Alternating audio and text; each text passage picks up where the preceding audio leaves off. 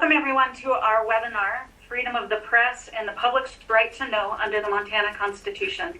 This event is co-sponsored by the Montana League of Women Voters of the Helena area and Lewis and Clark Library, and is part of a series of the League of Women Voters programs on the Montana Constitution. During this presentation, you can type your questions into the chat at any time, and our panelists will answer them at the end.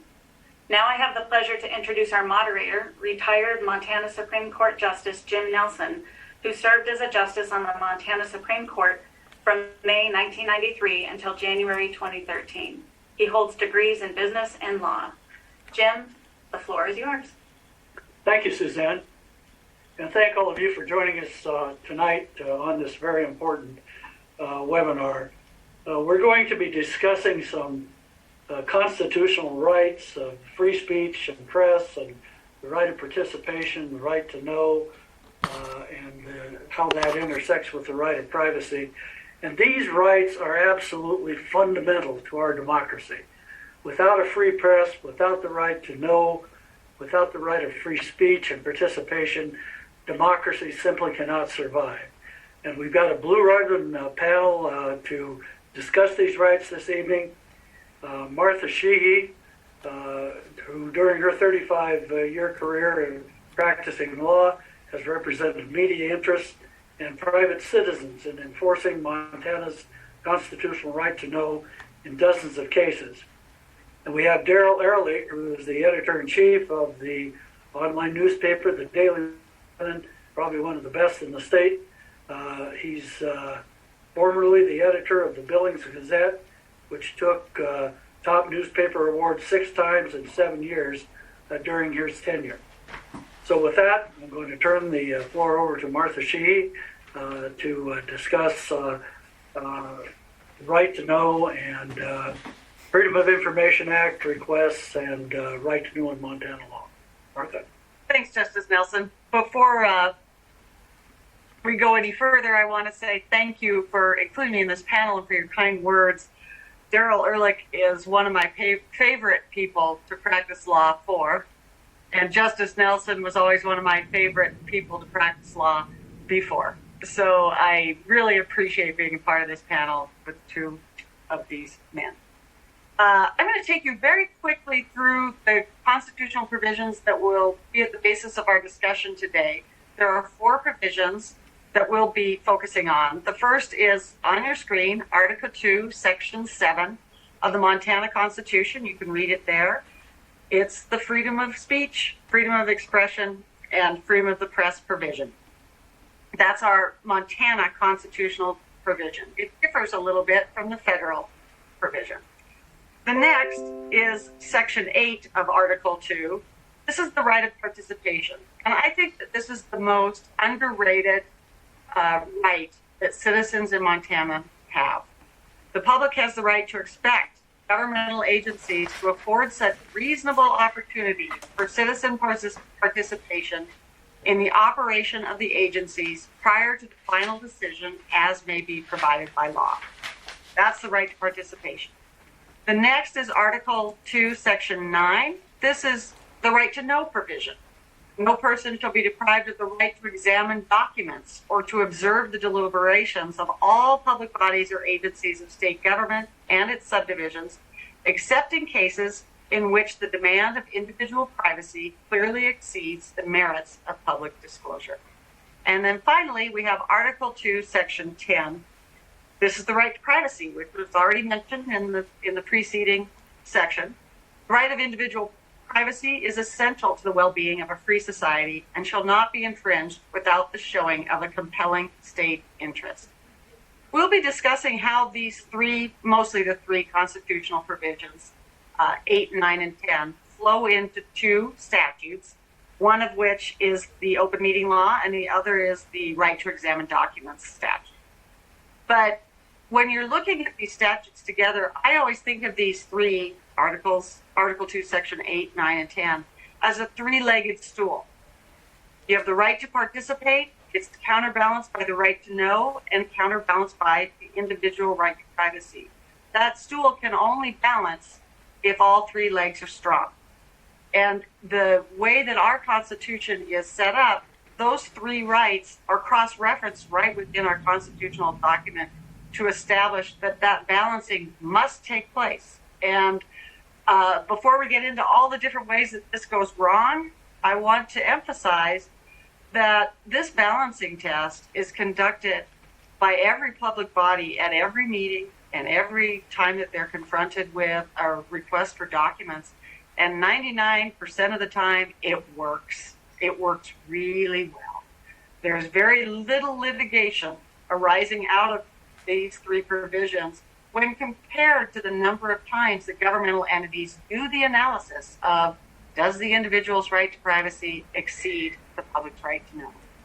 So I think it's important to set the stage by saying this almost always works, because most of the time public entities are operating under these rules and everybody's trying to get it right. Press is trying to get it right. The public officials are trying to get it right. And so 9 times out of 10, it works. With that, we're going to talk a little bit about statutes. Jim, would you like to introduce that? Well, we've got a couple of statutes. We've got the open meeting law, which is, I think we have a slide on that, or at least we have a link to it that we'll show later. The open meeting law, which is the Montana equivalent of, well, it's simply a statute scheme that guarantees transparency in government deliberations and meetings where public officials are involved. It, as Martha points out, it usually works. There are times when it doesn't work and is abused, and I think we can probably get into some of those examples later on. And so the open meetings law is 2-3-203 in the Montana Code. There's a QR code on the slide that's presented, which if you're interested in getting into it in more depth. The second law we're going to talk about is the Public Information, Freedom of Information Act requests. And these are covered in section 2-6-1006 of the Montana Code.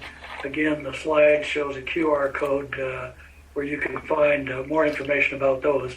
But these are two very important laws that I know both Martha and Daryl are familiar with, and so I'm going to leave it at that and let Martha talk. We're going to actually start with the document statute. This is 261006, and we're not going to show you the wording of that, but you can certainly look it up. The important thing to know is that there's a difference between state and federal law regarding the right to inspect documents. The federal law is called the Freedom of Information Act, FOIA, and FOIA, like a lot of four-letter words that begin with F, is sometimes used as an adjective, sometimes used as a verb, and often used as a curse. FOIA is considered a curse by many public entities. Montana's statute is much simpler, and it simply states that anybody can ask for any document.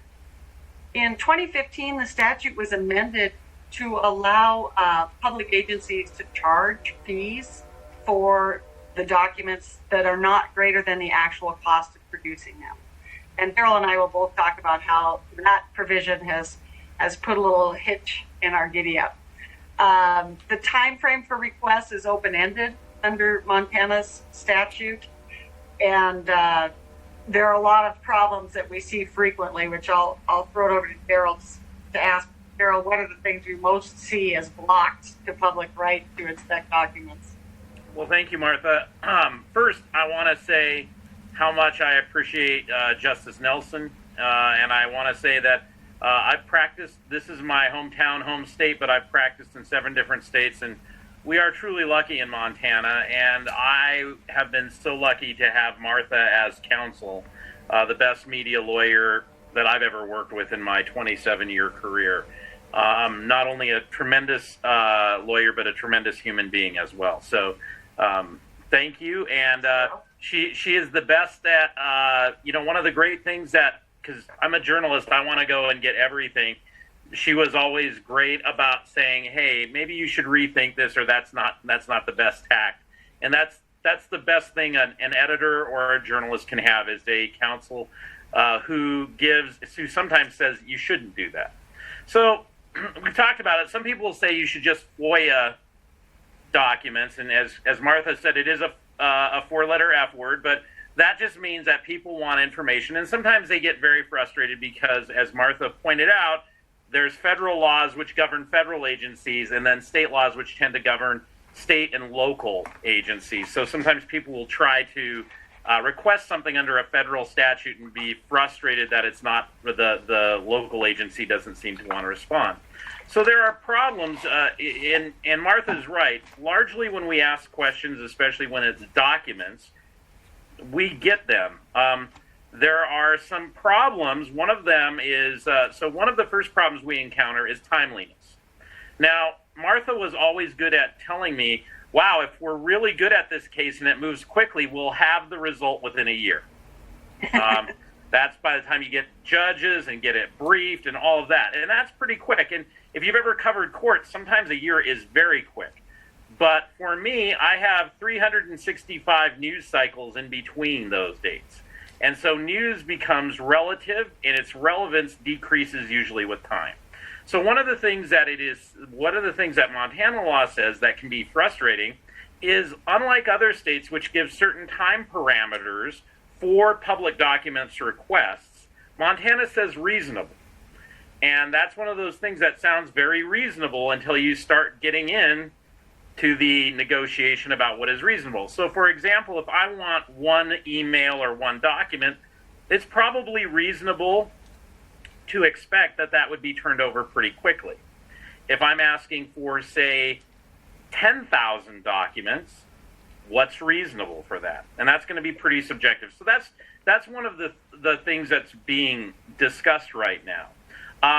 Some of the other problems that we have is, while I care very much about public documents, not everybody, when you go to a city office or a county office, whoever you may be asking this for may not understand that. So you may be in the unenviable position of saying, I think this is public, and like everybody who works in a certain job, they have kind of the things they're used to and the things they think they know, and that may not fall into it.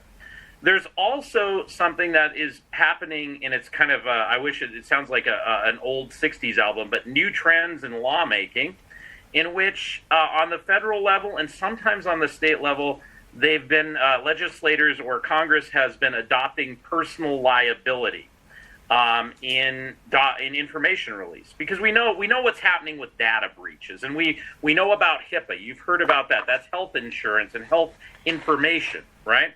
So one of the things that has changed, and this has happened in the healthcare and education fields, is that release of information. It used to be, if I was a public official and I gave you some private or sensitive information that I shouldn't have, I might be sued. The agency might be sued.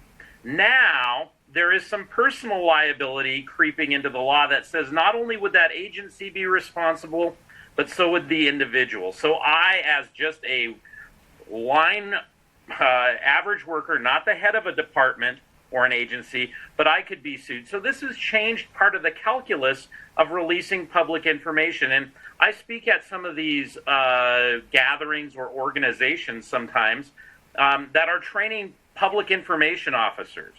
So they train people, and usually I have the unenviable task of following the people who are the lawyers that are risk management. And so very oddly, the question of public documents release often becomes a question of risk management. And what we are running into is that sometimes the many public agencies are being told, if you're sued by the media, even if they're successful, you might be out their attorney's fees. But if you release information to them that's incorrect, you could be looking at a lot more damages because of personal privacy and all of that. So that's one of the real challenges we're having, is that the agencies are being warned, will make them sue you. And that's Daryl, not... Yeah, go ahead, Martha. I'm going to interrupt you there. to segue into something that's related, which is you talked about timeliness and then some of these challenges, one of them being the risk analysis that the person who should be producing the documents is conducting. And one of the things that newspapers do and newspaper lawyers do is we try to convince the person we're talking to from the governmental entity that the risk is small so that that time frame shortens. We are trying to get the documents quickly. So one of the things that's really important is that because this is a balancing act, before you go and ask a court to do that balance, the newspaper or media entity or the individual person who's seeking that document is well advised to try and work it out with the agency. Yep. And we often spent a lot of time, Daryl and I, trying to figure out what it is exactly that we're asking for and in what manner that document we think exists would have been stored, so that we can bring those numbers down from, well, you always hear back right away, oh, that's 10,000 documents, it'll take me 3 days, it'll cost, a lot of money. And then you'll say, oh, but wait, what if we're just asking for things that occurred on this date, or communications between these two people, or something like that. So you're trying to constantly get enough information about what the problem is so that you can narrow the request to cut down on the expense, the timeliness, and the risk to the person providing it. Yep. And one of the really important things too, I think, and it's really, again, one of the brilliant aspects of Montana law. In some states, laws create kind of carve-outs or exceptions for journalists.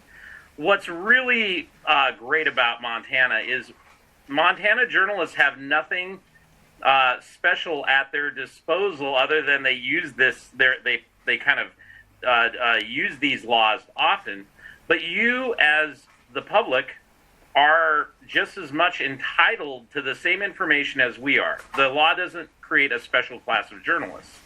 And that's really important because one of the things that we do when we ask is that the court, including the court that Justice Nelson sat on, and correct me if I'm wrong, Martha, said that that the media and the press has automatic standing because we appear at the meetings that sometimes we're the only audience members. We serve as the public's eyes and ears. We stand in their shoes.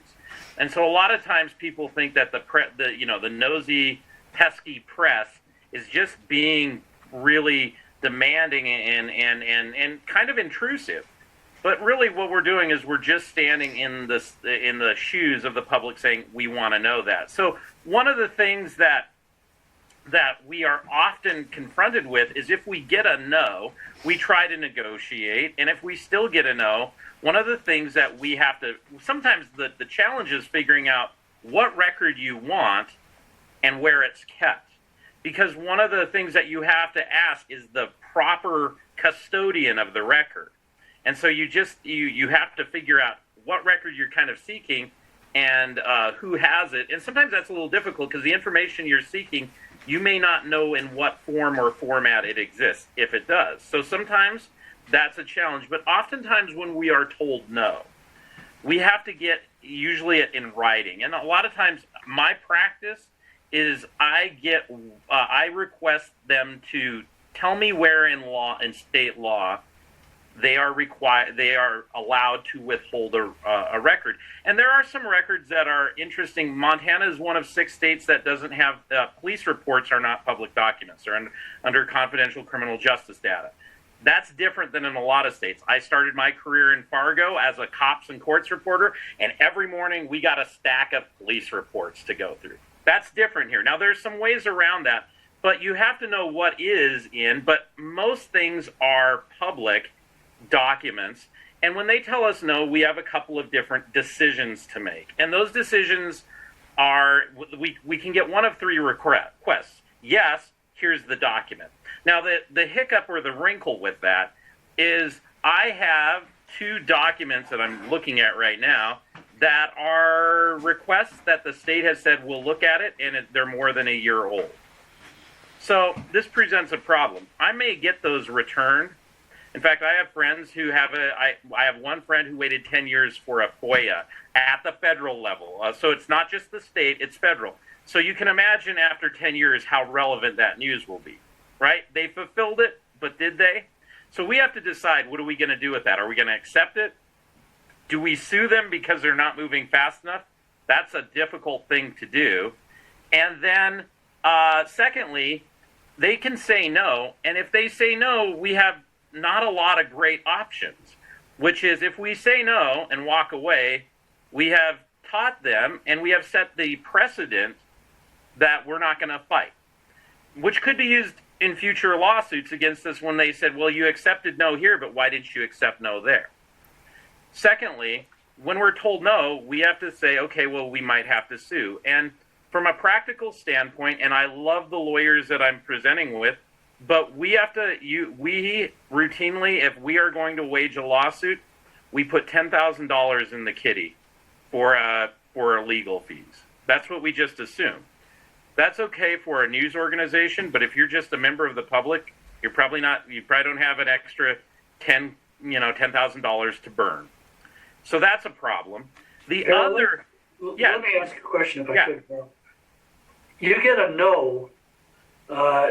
Do you ever press the custodian of the document? On what basis are you depriving me of the document? Because the Constitution only provides one exception: right of individual privacy outweighs the merits of public disclosure. Yeah. And if you come up with some other excuse, I guess I would explain to them that an excuse is not a constitutional reason for depriving you of the document. Yeah, usually we ask them, and the language goes something like this: please, if this request is denied in whole or in part, please provide the provision in state statute that allows it to be withheld. We usually ask for that in writing because, again, when you go to court with a denial, you're going to want to know why they think that. And the first thing Martha asked me as a client is, why'd they tell you no? What did they say? Because she's trying to also ascertain the basis. Am I correct in that, Martha? When someone says no, you're going to say, well, why no? And there are a couple other little reasons. If there's an attorney document, if it's an attorney-client privilege document, or there are a couple statutory exceptions that don't involve the right to individual privacy. But mostly, FERPA, HIPAA, there's some things like that come up every now and then too. So there are some reasons that you'll hear that are difficult to work your way around. I've had, for example, the Yellowstone County attorney, whom I greatly respect, Republican Scott Twido, has said on several occasions, Martha knows this too, listen, I don't know if this is public, but I'm going to say I don't think it is, and you can challenge me in court, but I'm concerned about it. And we've done that, and that's one of the most amicable, that we're both kind of punting to a judge to say, help us interpret the law. And even though it is nominally adversarial, some public documents fights are truly fights, and some of them are more of just a difference of opinion, literally. Yep. And their risk management that you were talking about, where they're saying, I'm not going to give this up unless a judge tells me to because I'm not sure about the answer. Yep. But Daryl, would you say that probably the question that's more difficult to respond to is, this is going to cost $10,000 for us to do the copies, or we're going to have an attorney look over every document. We're going to charge you attorney's fees for the production. So when they're now since 2015, when the statute was amended, you're required to ask for the document, and then if they're going to charge a fee, if the government entity is charging a fee, they have to predict what that fee will be, the actual cost it cannot exceed, and then you have to give them the cash before you get the documents. Well, this is really the new way, because I think actually Montana case law is really, really very well delineated in this case, what is and what isn't, to Justice Nelson's point. This is kind of basic. So government, and this is nonpartisan and non-political. I've dealt with both administrations, and neither likes giving up information. It's very proprietary without respect to party.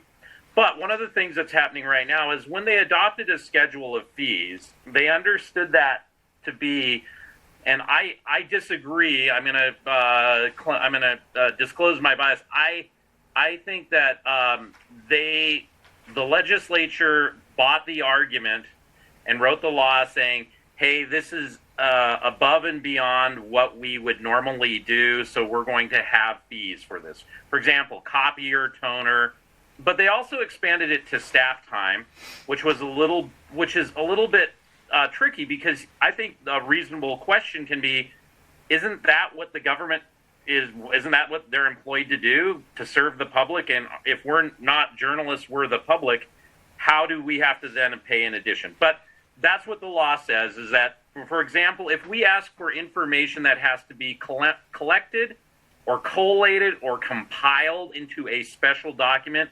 So, for example, if the piece of paper we want just simply doesn't exist and someone has to produce it, they might be a bit able to charge us for that. And that's, as Martha said, a reasonable time. What we're seeing much more, in fact, the Billings Gazette is litigating this currently. I'm so proud that they are, because this is what we get. Okay, you want these documents, that's fine.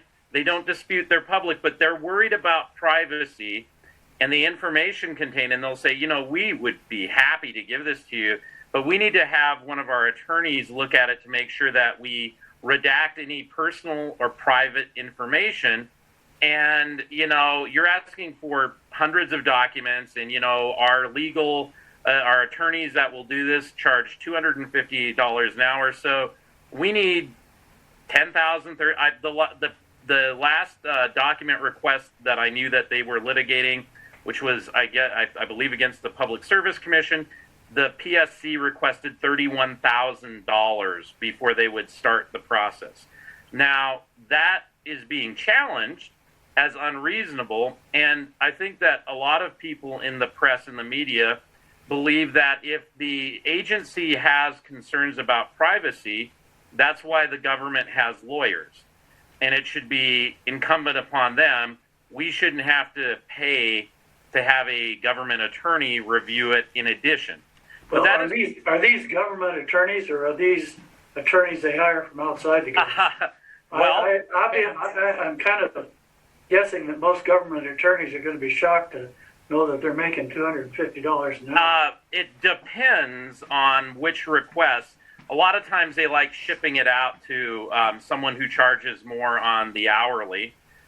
But again, we believe that if we're asking for information that is constitutionally public and they don't want to give it up, that's their issue, not ours. And we shouldn't pay for that privilege. But that is what a term that is just, you may hear it called constructive denial. They're denying the record without denying it, because they know that the ability for any organization or business to cough up thousands of dollars. And one of the things about when you have an attorney review a document, with all due respect to the attorneys, a lot of times you get documents with a lot of black marks.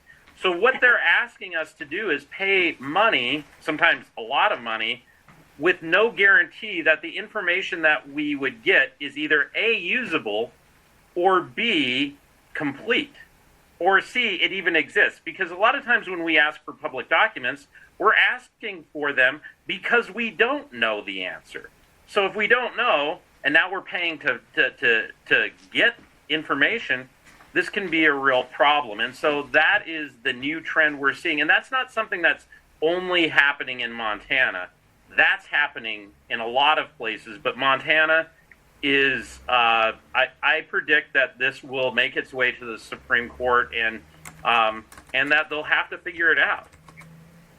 Daryl, before we switch over to the other statute, I want to mention that now so much of our documentation is electronically stored. And while it seems like that's a solution to the problem of production, because it's so easy to attach a PDF to an email and produce the document, that actually hasn't been the case. The electronic storage has resulted in, first of all, so much more volume of documentation, because people used to have to actually sit down and type or write a letter. And now, bing, bing, bing, bing, bing. So there's more documents. And also they're stored in different ways that have caused a lot of questions. For example, if you're serving on a board and you're a private citizen, are you communicating with your fellow board members on your private email or in your cell phone? And if so, if it's public business, the public has a right to see those. But it does really create a problem, and you'll see that public board members, especially ones that aren't paid, just the volunteer board members, there's a real natural reluctance to give up anything on your cell phone. You're not making the distinction between, I did this as part of my board work. You're like, I did this on my phone and I don't want to give up my phone. So that has created more problems than it's probably solved, the proliferation of electronic. Absolutely. Oftentimes when we ask for email, they'll ask us for a term search, which is fine, we can. But if you can imagine, if I want to see Gianforte, Department of Public Health and Human Services, and Medicare or CPS, it's so expansive as to be almost irrelevant. And just to let people know, we were before I left the Gazette, we did have an ongoing fight with the governor's office, that would have been Bullock, on texts that he sent from his cell phone. So this happens, this crosses partisan platforms easily.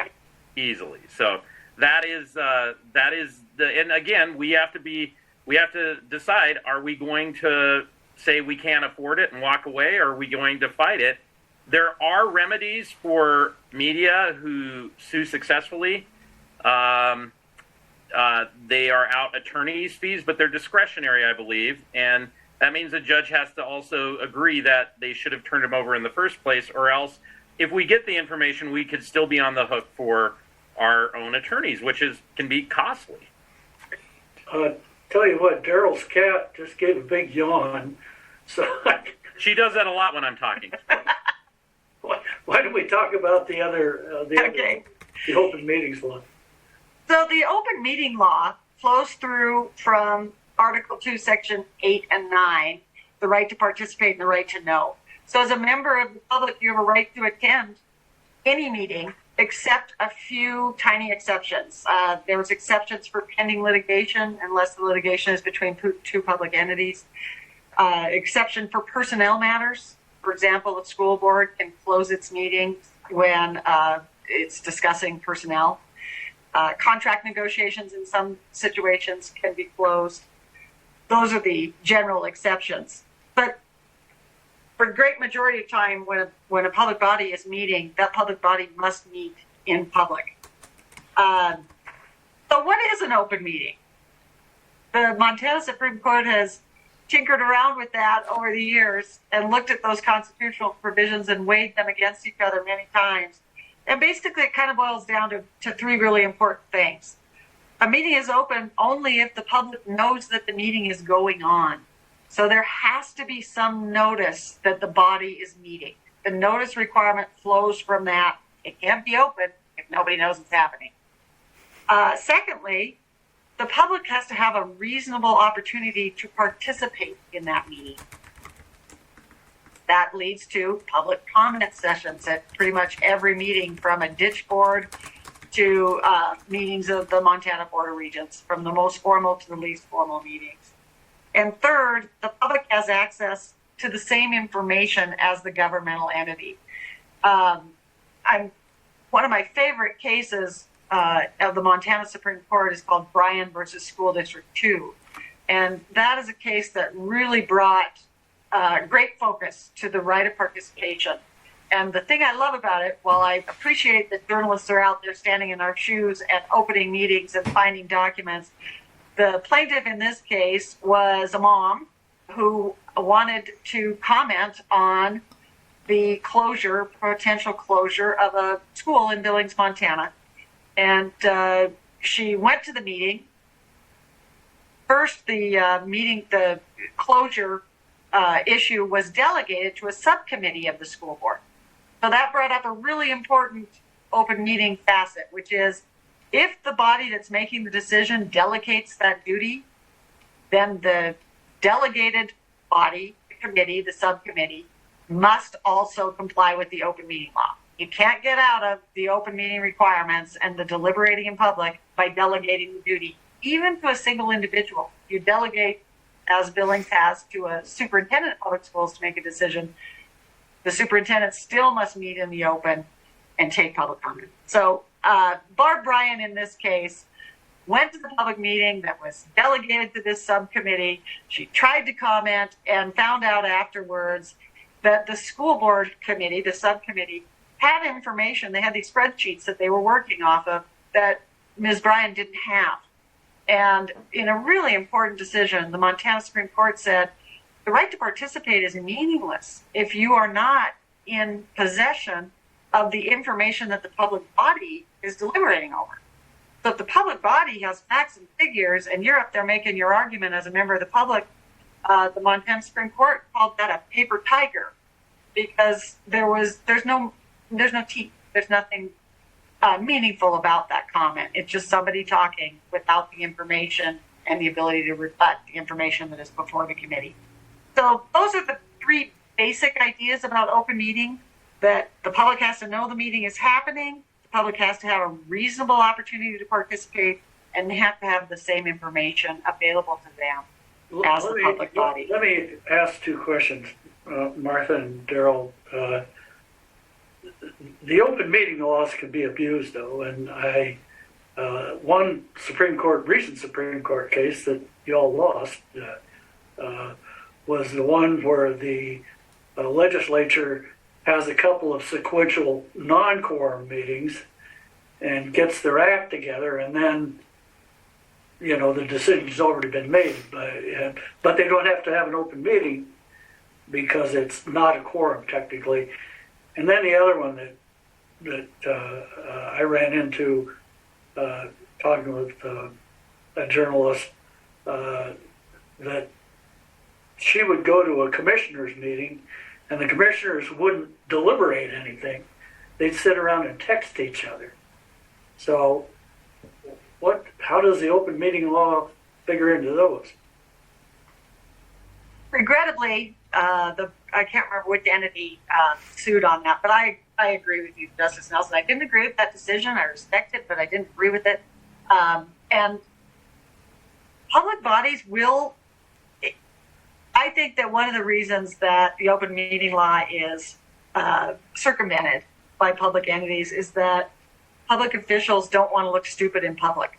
It's a lot more comfortable to have the decision and your little speech in mind when you're at the meeting. And so there's a natural tendency to kind of try and dictate what's going to happen before it actually happens, which isn't the best way to do business. But Daryl, you have more experience with this with respect to the quorum and serial meetings that we've been experiencing. Yeah. So the one of the things that it used to be, so the original open meetings laws were passed to stop the good old boys from meeting in a coffee shop and making decisions. And so that kind of worked for a while before the advent of cell phones and emails. Because it was hard to not meet, and in Montana, for example, Yellowstone County, my home county, it has 3 commissioners. So if 2 of them talk about something, that can be, in fact, it is a quorum violation if they're deciding. So they have to be very careful. In fact, it's oftentimes why if there's a chamber ribbon cutting, you see 1 commissioner there, because if there's 2, there raises the question, should have they noticed that they were both going to be meeting at the same time? So there's a bit of a not a game, but a consideration. It's a little odd when you have 10 people. It's a lot easier than 3 at sometimes. But what we found is now in the advent of email and texting, it's becoming easier to request those documents through the right to know and see if they've been engaging in basically what we call serial meetings. So serial, not like Cheerios, but serial as in sequential meetings. And that's actually becoming easier. And I will say, to Martha's point, if they thought they looked stupid in person, text doesn't get much better. So that is one thing. A couple of things that I'd like to hit on real quickly is that in order for business to be conducted, there must be a quorum. That's a word that I think a lot of people are familiar with, but it basically means at least half the board has to be there. Some entities have what I call a 50+1 rule, which is they have to have a quorum plus one, so they have to have slightly more than 50. That happens a lot of times in even number boards where you'll have 6 and 6, so they have to have, like on a 12-member board, 7. They have to give notice, and they also there's a remedy for. So if you think this has happened, the law actually, and Martha, I'll let you describe this a little bit more. If you think there's been a violation, you have to act pretty quickly. And would you mind explaining that? Because that's something that can be really tricky, but there's a good reason for it. So if a board makes a decision outside of an open meeting for any of the reasons we've already discussed, you have 30 days to challenge that decision. So you have to object within 30 days. It's a very short trigger, but it makes sense when you think about it, because once the decision has been put into action, or money has exchanged hands, something's been purchased, or policies have been instituted, then there's really no remedy. So the remedy that you get if you win in your 30-day challenge is that the board has to redo it. They don't have to agree with you, but they do have to listen to you. So that was the Barb Bryan case that I talked about earlier. She won that case, but it took a year, and much had happened with the closure of the school. But they had to have a meeting and listen to that brave Barb Bryan, who gave a very stirring speech about the closure of the school. And it wasn't much of a remedy probably at the end, but she made great law for the state. And I will point out, this came up very recently. In fact, the Daily Montanan sued and won along with the MFPE. We because they had an interest when the Montana Board of Education, the lieutenant governor came down and wanted a whole bunch of things changed. It wasn't on an agenda and it wasn't noticed. And the board, even against the advice of its chairwoman and its internal legal counsel, said this is not the way to do it. They voted, and within a week we had filed suit and we won that. We got it turned, it's funny because the remedy is that they undid it, but they retook the vote they wanted to after noticing it. So it's a little bit of a Pyrrhic victory. We did win some attorney's fees, but not all. It cost us several $1,000s. But we believe that if we just let boards do that, then what's to stop them next time from this just becoming a common practice and slipping into tradition? So we do, while these things sound a little theoretical when we're talking about a legal framework or a statutory framework, there's something we use all the time and can prevail on. It's not I don't think that one was hard. It was so clearly out of bounds. So, well, quite often they'll go back when you draw it to their attention. They will go back and redo it without a lawsuit. Yep. We've had that occur numerous times. You know, you both talked about attorney's fees, and I think maybe the public ought to understand that you can ask for these attorney's fees be paid, but you almost never get them paid. And explain why that happens. So the attorney's fees provision, under Montana law, the general rule, the usual rule is that everybody bears their own costs of litigation, including attorney's fees. It's something called the American rule. So if you're going to shift fees to the prevailing party, an award of fees, there has to be an exception. And the open meeting law contains such an exception that says the court may award fees to the complainant if the complainant prevails. It's discretionary. And it's just not that much of a threat. The other problem with the provision is that courts have held in Montana that you can't get fees that are incurred in trying to recover the fees. So I had a case where I won, and they appealed the award of the fees and not the underlying decision. Well, the appeal cost more than the fees that were awarded, and I couldn't get awarded the fees on the appeal because we were seeking fees, and those aren't included. So they wound up tipping the balance of winning in that because you wound up spending so much to keep the award of fees. But So it's there isn't much teeth to it. the net result is, though, that the media are effectively subsidizing the public's right to know. Is that correct? Yeah. Yep. Yeah. Very few private citizens can afford to bring one of these causes of action. And it's difficult to navigate the procedures. They differ in every public body. I see my sister had a question here about what to do when you don't get a response to an email asking for a public document. And my answer would be check with that agency by phone and say, do you have a special form I have to fill out to get public documents? Because so many of them have their own little process. So it's a very difficult thing to navigate, but that's why I think the open meeting law is so important. Meetings are a primary source of information about your government, and you absolutely have access to them. And it's so much easier to fight to get into a meeting than it is to get into the weeds about what documents are actually in the governmental entity's possession that you might be able to obtain. And to the extent that you don't have access to documents, that frustrates the freedom of the press, because it's the press that reports on the information in those documents, and if the press can't get them, then the freedom of the press is effectively shut down too. You know, we want to leave some time to field some questions by the public. And just wrapping up, Daryl, Martha, is there any salient points you want to make right now before we go to the public questions? The thing I really want to emphasize is that, especially with respect to participation, that's not just your right, it's a duty. It comes with responsibility.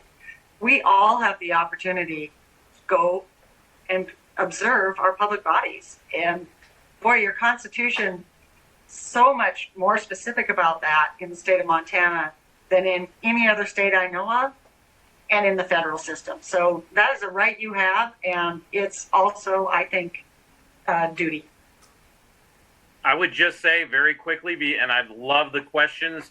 Rights are like muscles. Exercise them.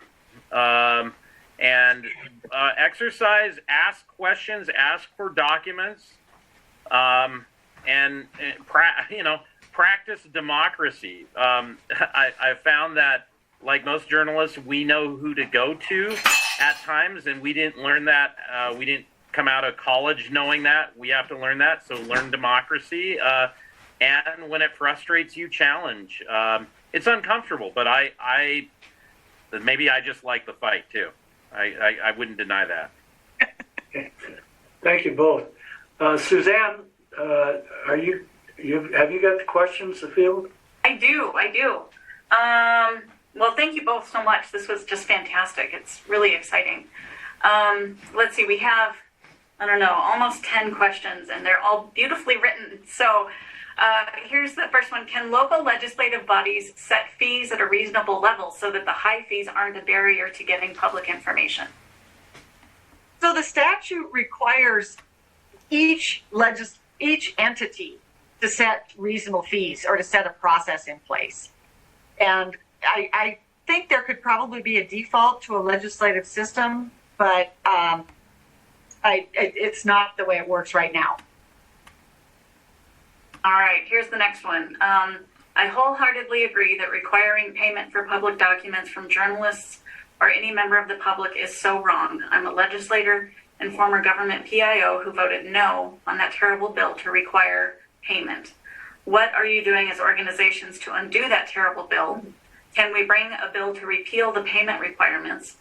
I also agree that staff time is part of their job, and charging for their time is wrong. So a lot of the fight in the Montana Newspaper Association, I can't speak for the broadcasters, has lobbied. I would say probably in the last 10 years, the we've been in a much more defensive position because the overall trend in lawmaking is to restrict access and try to make carve-outs.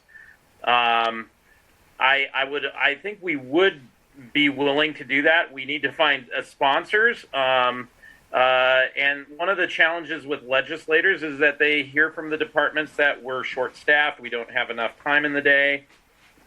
I will say the problem for me personally is I get I also manage a business as the editor-in-chief. I get that toner and copies are expensive. It's certain other fees. And if I need someone to really build a report, one of the challenges is, what challenges are, you have proprietary software keeping information in state agencies. So to extract that is going to take some time and may incur expense. So the how do you disaggregate the good fees, so the reasonable from the unreasonable, is really tough. I am all for, I would be happy to talk to legislators to lobby. They probably don't want to hear from me, I'm guessing, but to lobby for it, because I do think if you can't afford it, does it really matter? I mean, how public it is? Thank you. And you may have answered this one, is an advisory board / committee that makes recommendations to the governing bodies subject to open meeting laws? For the most part, yes. There's a case called Croft. Croft was the president of MSU. And this is one of Daryl's favorite cases. I don't know why it thrills him so, but it does. In Croft, the president of the university system had a system where he would meet with department heads and discuss everything and then make a decision. And the Montana Supreme Court found that that was the deliberation of a public body because they were deciding something. They were vested with the authority to make a decision. So those little cabinet meetings became open to the public. All right, here's another one. I'm a reporter for Yellowstone County News. I've been following an officer-involved shooting story which occurred 8/12/22. The man who was shot by an officer still has not been identified by the police department. Their reasoning is they are, quote, still waiting on results from the crime lab, unquote. And so, quote, the man has not been charged with anything yet, end quote. Evidently, the man in question is still alive. Is their reasoning valid in any regard? And or have you ran into similar situations before? Yes, and it sounds to me, Yellowstone County News reporter, that you are in the quagmire that is the Confidential Criminal Justice Information Act. Daryl talked about police reports. Until it comes out of that criminal system, they don't have to produce things. And so that's a problem for reporters all the time. And one of the biggest problems with it is sometimes investigations never end. And so it stays in the confidential criminal justice qualification for years. I'm aware of that case, and yeah, one thing to remember, I'd like to bring up another point because this is something that we run into, and it's rarely legitimate. Stamping draft on something does not make it inaccessible. Documents are documents, and unless it's, for example, a draft of a legal settlement, a draft of a personnel file, or even drafts of policy at the city council level can be public. So some people say, oh, well, we'll give it to you, but it's in draft form. The law, for the most part, and Martha or Justice Nelson, correct me on that, just stamping draft on something does not make it off limits. In fact, in the Barb Ryan case, yes, the documents were drafts that she did not have. And Daryl's right. Draft is still a document. It has to qualify for withholding under some other specific reason. Attorney-client privilege, expectation of privacy, that kind of thing. And one of the things that I will say, can I make one more? In public documents, when you ask for them, there should be a weighing test. And Martha's taught me two really good things. So I want to say, most of the time when we when there is a public, when you want to know about a public official or a government employee, their right to privacy is kind of predicated upon what job they do. So the balancing test usually, the public's right to know usually goes up as two things happen, either as they deal with public money or they're in a position of public trust. So if you think about that, most of the time the media is very, very successful in getting information, even personnel information, about teachers and police. Now, in other states that I've worked in, personnel information is a lot more, public employees' information is a lot more generous. But because we have that individual right for privacy, if you want to go in and just say, want to know about your a secretary's job, that might not be something that is accepted. So know that that's part of the balancing test, is how public, how much money do they touch. So thank you. Sorry about that. No, thank you, Darrell. Thank you. That's great.